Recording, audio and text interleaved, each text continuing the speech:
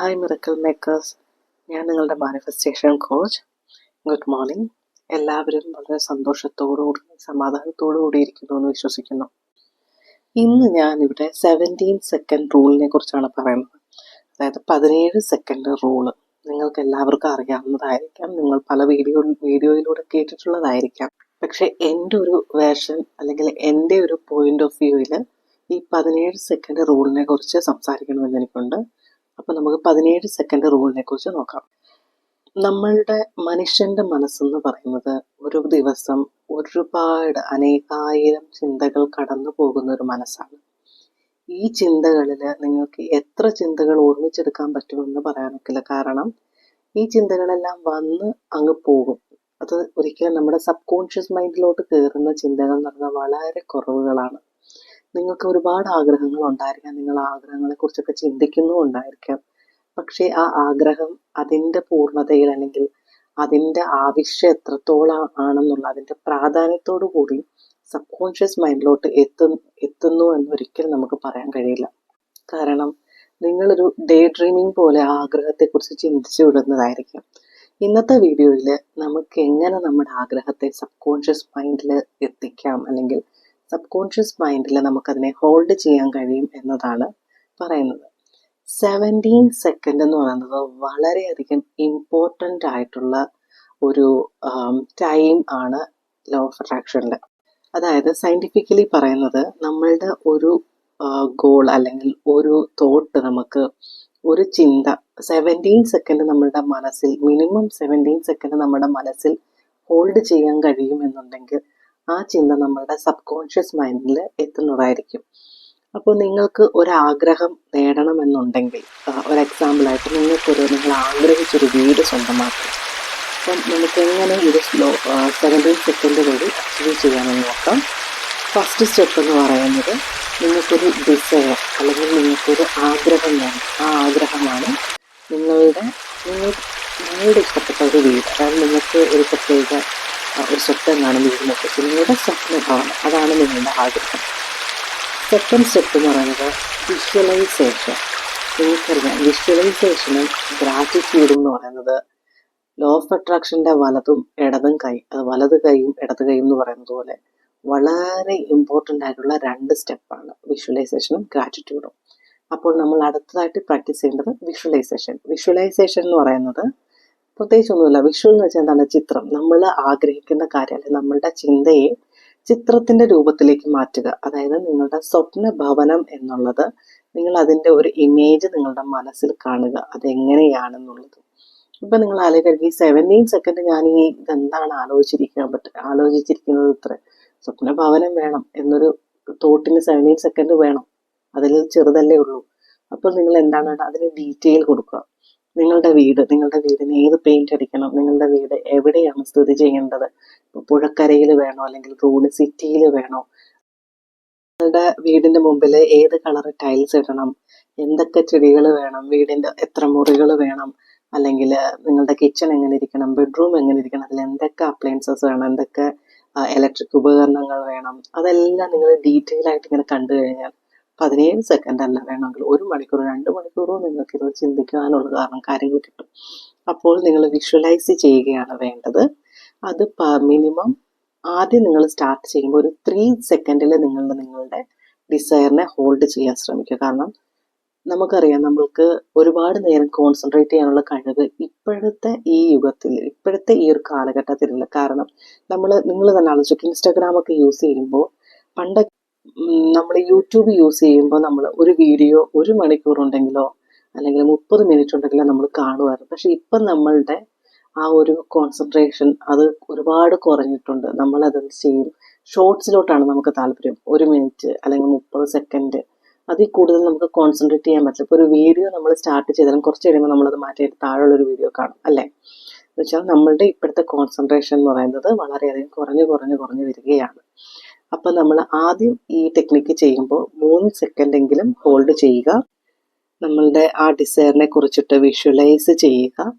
അത് കഴിഞ്ഞിട്ട് അടുത്ത സ്റ്റെപ്പ് എന്ന് പറയുന്നത് 3 സെക്കൻഡ് ഹോൾഡ് ചെയ്യുക. അതായത് കറക്റ്റായിട്ട് പറയുന്നത് വെച്ചാൽ 3 സെക്കൻഡ് മുതൽ 68 സെക്കൻഡ് വരെ 17 സെക്കൻഡ് തൊട്ട് 68 സെക്കൻഡ് വരെ നമ്മളൊരു തോട്ടിനെ ഹോൾഡ് ചെയ്ത് കഴിഞ്ഞാൽ അത് നമ്മളുടെ സബ് കോൺഷ്യസ് മൈൻഡിനകത്ത് വളരെയധികം ആഴത്തിൽ പതിയുവാനാണ്.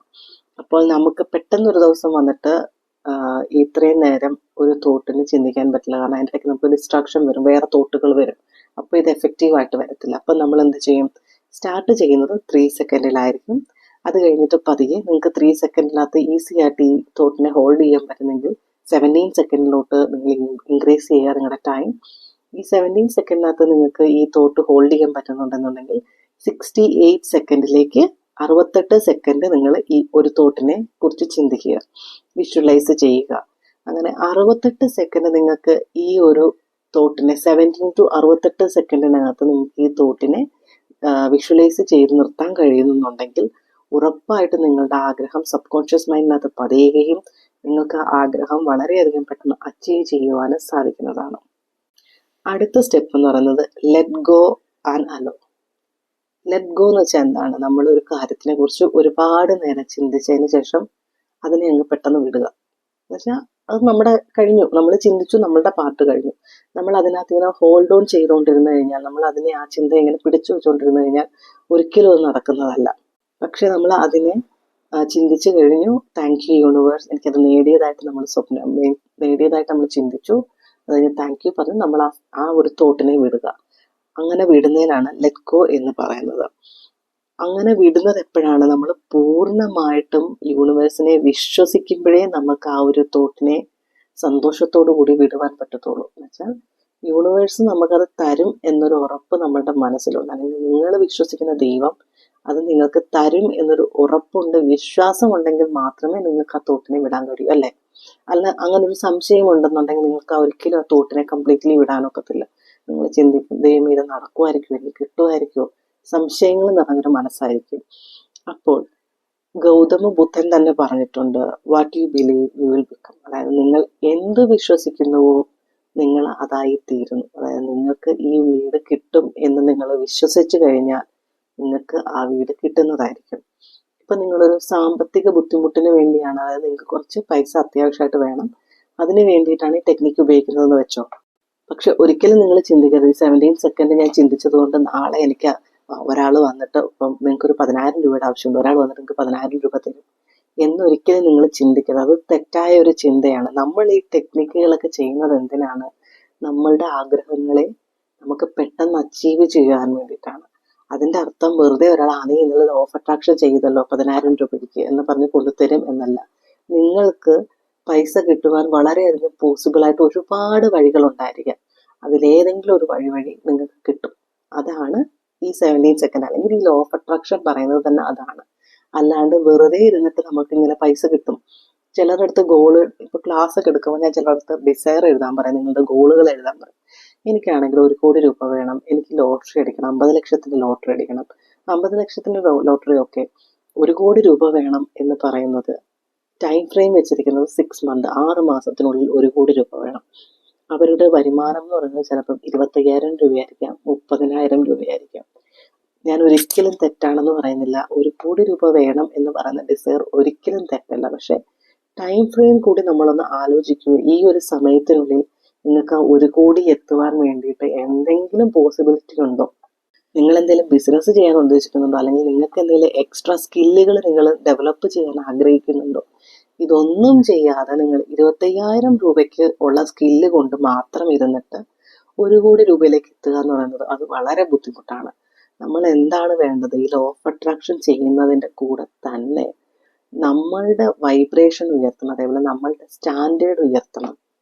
അപ്പോൾ ഞാൻ ഈ പറഞ്ഞു വന്നതിന് അർത്ഥം എന്ന് വെച്ച് കഴിഞ്ഞാൽ, ഇത് ചെയ്തു എന്ന് 17 സെക്കൻഡിന്റെ റൂള് ചെയ്തു എന്ന് വെച്ചിട്ട് നാളെ ഉടനെ നിങ്ങൾ ആഗ്രഹിച്ച കാര്യം പെട്ടെന്ന് നടക്കണം, അങ്ങനെയല്ല. ഞാൻ പറയുന്നത് നിങ്ങൾക്ക് മനസ്സിലാകുന്നുണ്ടെന്ന് വിചാരിക്കുന്നു. അതായത് നമ്മൾക്ക് പല പോസിബിലിറ്റീസ് ഉണ്ട്, നമുക്ക് അതിൽ ഒരു ഡോർ നമുക്ക് വേണ്ടിയിട്ട് ഓപ്പൺ ആവും പെട്ടെന്ന്, അതാണ് അതിൻ്റെ അർത്ഥം. അങ്ങനെ 17 സെക്കൻഡ് റൂള് വഴി ഒരുപാട് ഡിസയേഴ്സ് അല്ലെങ്കിൽ ഗോൾസ് നേടിയ സ്റ്റുഡൻസ് എനിക്കുണ്ട്. അല്ലെങ്കിൽ ഞാൻ ക്ലാസ് എടുത്തിട്ടുള്ള എൻ്റെ കുട്ടികളുണ്ട്, എനിക്ക് പരിചയത്തിലുള്ളവരുണ്ട്, അല്ലാതെ തന്നെ ഒരുപാട് പേരുണ്ട്. വെച്ചാൽ 17 സെക്കൻഡ് റൂൾ എന്ന് പറയുന്നത് വളരെയധികം നമ്മളുടെ 369, 555 ടെക്നിക്ക് അതുപോലൊക്കെ തന്നെ വളരെയധികം ഇമ്പോർട്ടൻ്റ് ആയിട്ടുള്ളതാണ് 17 സെക്കൻഡ് റൂള്. പിന്നെ ഈ ലോ ഓഫ് അട്രാക്ഷൻ അത് നമ്പേഴ്സിന് ഭയങ്കര ഇമ്പോർട്ടൻസ് ഉണ്ട്. അത് നിങ്ങൾ ശ്രദ്ധിച്ചു കഴിഞ്ഞാൽ അറിയാൻ പറ്റും. ഒരു നമ്പർ വെച്ചിട്ട് ഒരു മാജിക് കണക്ഷൻ ഈ ലോ ഓഫ് അട്രാക്ഷനുണ്ട്. അപ്പോൾ നിങ്ങളുടെ ആഗ്രഹം എന്തുമായിക്കോട്ടെ, ഈ 17 സെക്കൻഡ് റൂൾ പ്രാക്ടീസ് ചെയ്യുക. ഈ 4 സ്റ്റെപ്പുകൾ, അതായത് ആദ്യം ഒരു ഡിസയർ വേണം. രണ്ടാമത്തെ സ്റ്റെപ്പ് എന്ന് പറയുന്നത് ആ ഡിസയറിനെ കുറിച്ചിട്ട് വിഷ്വലൈസ് ചെയ്യണം. മൂന്നാമത്തെ സ്റ്റെപ്പ് എന്ന് വെച്ച് കഴിഞ്ഞാൽ ആദ്യം ഈ ഡിസയറിനെ അല്ലെങ്കിൽ ഈ തോട്ടിനെ 3 സെക്കൻഡ് ഹോൾഡ് ചെയ്യാൻ ശ്രമിക്കുക. നിങ്ങൾക്ക് അത് കഴിഞ്ഞിട്ട് 17 സെക്കൻഡിലേക്ക് നിങ്ങൾക്ക് ഇൻക്രീസ് ചെയ്യാം ടൈം. അത് കഴിഞ്ഞിട്ട് 68 സെക്കൻഡിലേക്ക് നിങ്ങൾക്ക് ഈ ഡിസയറിനെ ഹോൾഡ് ചെയ്യാം. അടുത്ത സ്റ്റെപ്പ്, ഫോർത്ത് സ്റ്റെപ്പ് എന്ന് പറഞ്ഞാൽ ലെറ്റ് ഗോ ആൻഡ് അലോ.